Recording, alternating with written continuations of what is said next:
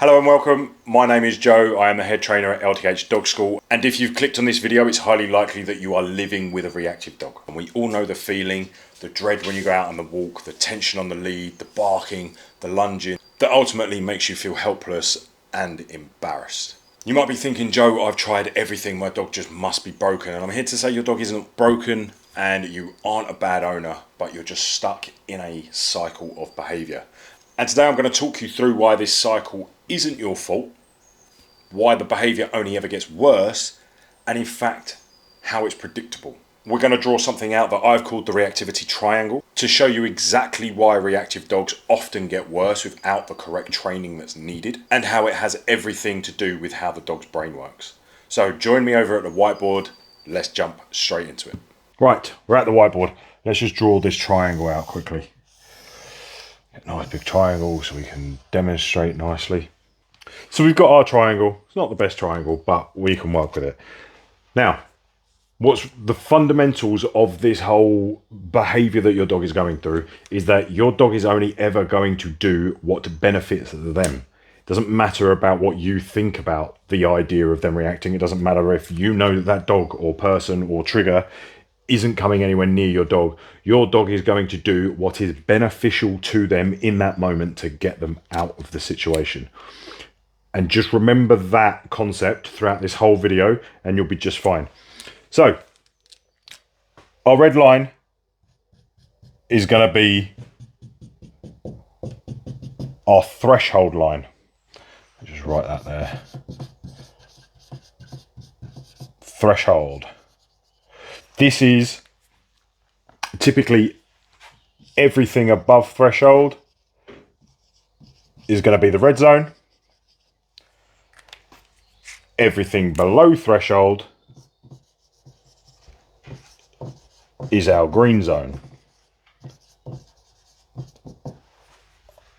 Our threshold line is going to be different for every dog, and our threshold line can change depending on our dog. So I'll just run through that quickly. So this line for a lot of dogs is going to be based a lot on genetics.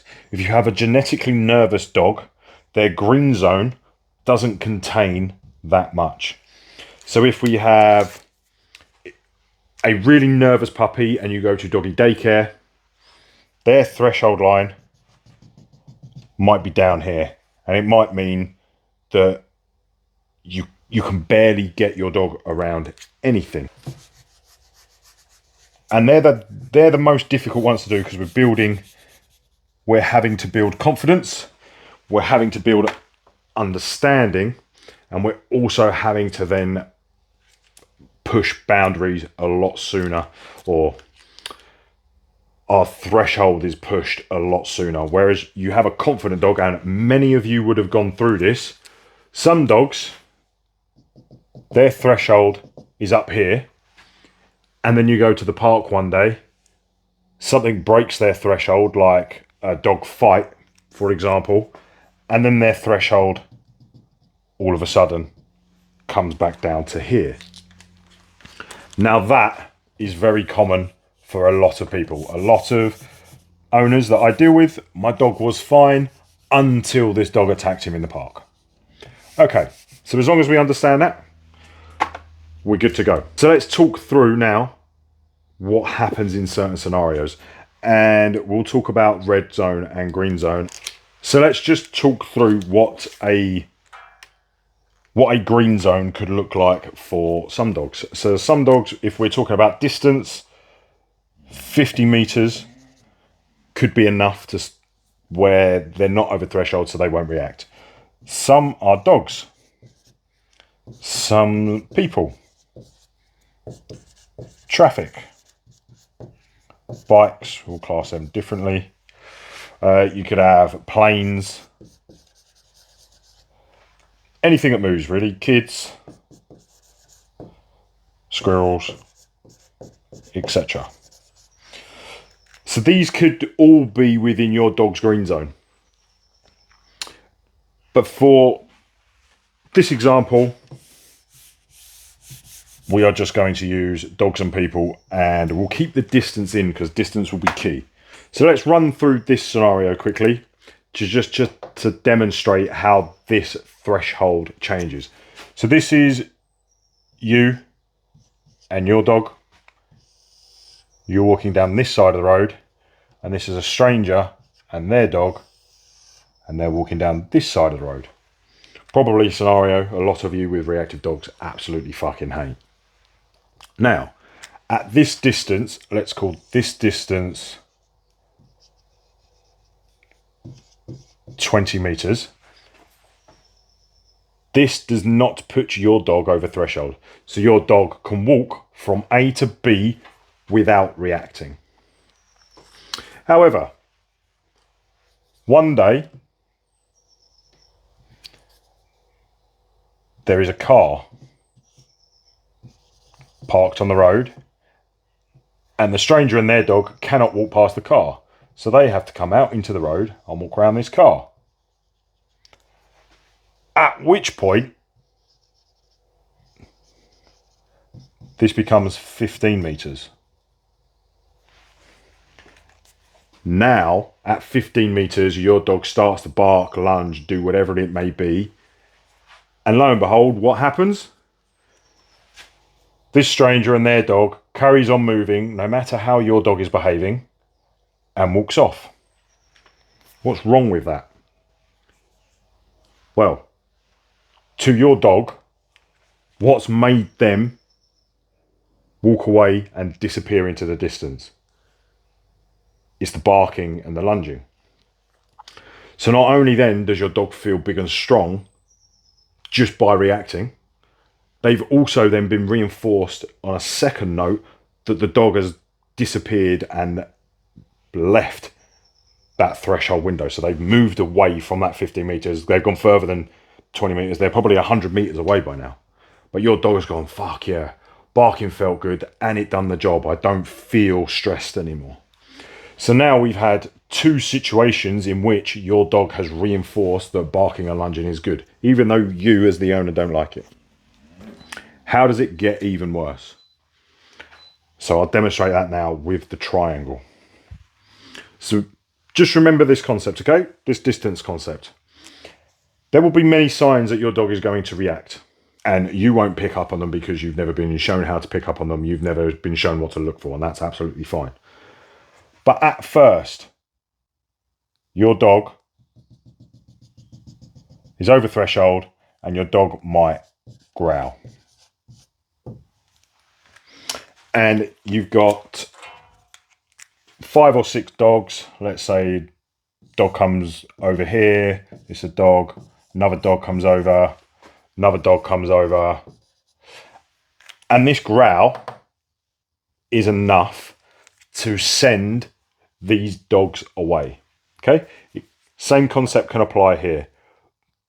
This here, where the reaction starts, it could be a growl and it sends the dog away. Then all of a sudden, through no fault of yours or the dog's, you go round the corner of a road or path, whatever it may be, and you're met with a dog head on. Your dog will cycle through a growl, realise that that dog's not fucking off, and then go, what's my next step? Maybe it's lunging. What happens then? By the time your dog has lunged, this dog has gone past you and moved away. Therefore, lunging becomes the go-to, because that one incident, your dog goes, holy shit, now I've got to escalate to this level to get dogs away. So whenever your dog feels uncomfortable, lunging starts to occur instead of growling. Now a different scenario may play out. You have a really confident dog and you've gone to the park, and this dog doesn't care about your dog lunging and still comes closer and closer and closer while the owner's going, don't worry, they're friendly. My dog's fucking not. Lunging and lunging and lunging. We get to here where your dog starts barking and lunging, pairing them together. And for that one dog that comes over, it works. That dog fucks off. Your dog now goes, cool, I understand that whenever a dog comes near me, when I feel stressed, I've got to bark and lunge because that's the only thing that works. So these two are now obsolete. These now disappear. So we're just at barking and lunging, no matter the scenario. The dog doesn't have to come up to your dog. We're still working on a threshold of, let's say we're working on 20 meters. So at 15 meters, it's barking and lunging that occurs, not the growling anymore. Okay, now we get to the point where barking and lunging doesn't work, and we get the bad one. We get a bite or a fight. And even though biting and fighting has come out of fear, your dog's response to this will be reinforcing. So yes, your dog can be nervous and fearful of the dog running towards them, but the act of biting them, reacting, and then the dog fleeing has massively reinforced your dog to go, jackpot, no dog's coming near me when I do this. At which point, we've now reached the peak, and it's why I call it the arrow. We're at the sharpest point. We're at the point that does the most damage, the one that's most effective. So if we want to look at it slightly differently, how we can draw it is initially we get the growl. Not particularly effective. Quite a flat surface, not particularly effective. We get an overconfident dog to the growl. We go to lunging and we're getting to the pointy end. Again, another dog pushes its limits. We go to barking and lunging. Then to round it all off, we get that dog that doesn't care about any of that. And then we get to our red zone, our proper red zone, that your dog will now pretty much always default to. Always default to it. Now you're going to restrict that, obviously, so the bite is never going to happen. But why does restricting it make it so much worse? Restriction often leads to distance. So we're restricting our dog from getting over here to bark and bite this dog.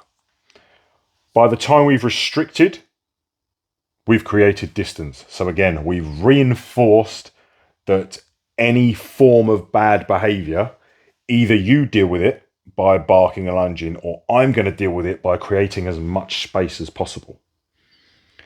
And this is where training has to be implemented, because this concept doesn't work, because all we're going to demonstrate to the dog is that if you bite a dog, they're gonna fuck off. But also, if you kick off and I try and remove you from every situation, it's also going to reinforce that to get out of something uncomfortable, you have to react. And if we try and remove it altogether by going to like dog paddocks, we've then removed everything your dog is fearful of. We've not dealt with their mentality towards the trigger, and it just means that when we then put the trigger back into the scenario, the dog goes, holy shit, I thought these had disappeared. Here we go. We just jump straight back up to biting or barking and lunging, whatever the pinnacle of your dog's reaction is. And you're back to square one, thinking that your dog can't be fixed. So if avoiding is wrong and flooding them, so what I mean by flooding is somebody will quite often say to me, I'll just get them around as many dogs as possible. AKA, they'll go to daycare or they'll go to the park and they'll have loads of off-lead dogs running around and just hope your dog's going to get used to it. They won't. They will not get used to it. It's not going to work. It's going to make that reactivity 10 times worse, and it's going to make the anxiousness 10 times worse, which means they're probably going to react at more than just one thing now. So having said that, you have probably gone through multiple scenarios like this, and this probably resonates with quite a few people. What I didn't say with the road drawing there Your dog cannot comprehend that the stranger and their dog was always going from A to B. That dog was never going to come and bother your dog. But in your dog's mind, it's the barking and lunging that's carried them on going to point B. Right? So how do we change a reactive dog then if we've worked out that we can't flood the dog with the trigger and we also can't avoid the trigger? So it seems like there's nothing we can do. No, that's precisely why guided help is the only option, because what you need is a clear communication pathway that gives clarity to your dog, that allows them to understand what they can and can't do. Effective dog training, simply and in its simplest form, is yes and no. What can your dog do and what can't your dog do? It's also important to understand that obedience does not fix your reactive problem. Obedience strengthens obedience. If you always ask your dog to sit when there is another dog, they might get really good at sitting, but it hasn't changed their mental state towards that trigger. You can see dogs that will heel past another dog and they eyeball them like they want to kick off, but they know that they have to be in heel. That's not changed the mental outlook of your dog's opinion of the other dog. A properly trained dog is a dog that can choose the right decision at liberty. So they might be on lead still, but you're not asking them to be in heel.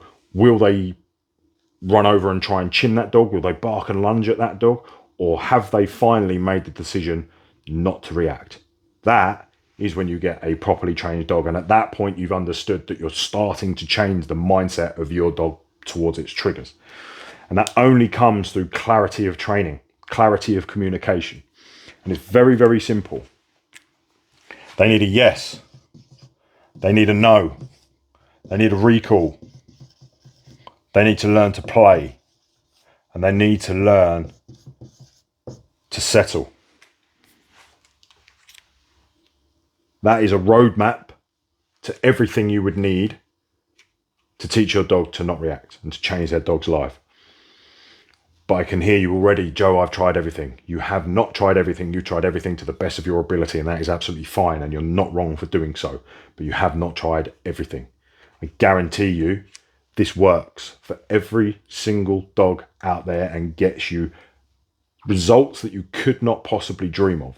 So, the reactivity triangle, that is it. Your dog is not broken. You have not failed. You have not let your dog down. You may have been let down by professional help. You may have been conflicted with information online. I tell you now, if you come to a trainer that can give you a step-by-step plan, give you reasons as to why, like me, and see the benefits and the results that this type of training provides, you will unlock your dog's full potential and you'll be able to have a go anywhere dog, which is what we all wanted, right? So if this has resonated with you and you'd like to know more about how we could change your dog's life together, please click on the link below, go to my Instagram, send me a message, and let's have a chat. Let's see what we can do together to reduce this, to get something